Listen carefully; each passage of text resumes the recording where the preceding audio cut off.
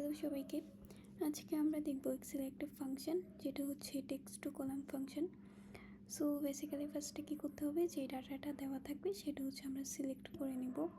So আমি হচ্ছে select করলাম। আমার কোয়েশনে দেওয়া আছে separate the left middle right parts according to the hyphen from the data table.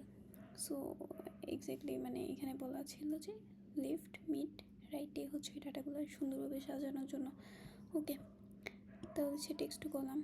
So আমরা হচ্ছে এখানে ডিলিমিটেড যেটা ওইটা সিলেক্ট করব।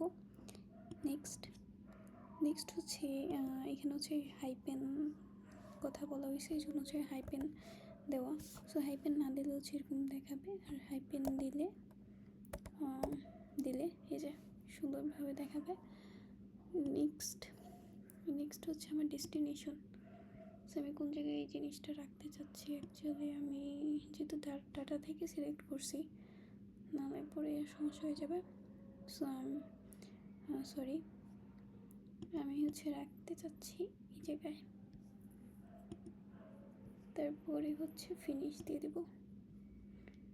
ওকে ওকে ওকে আর পরবর্তীতে এগুলো হচ্ছে নিজের মতো করে ঠিক করে নিলেই হবে।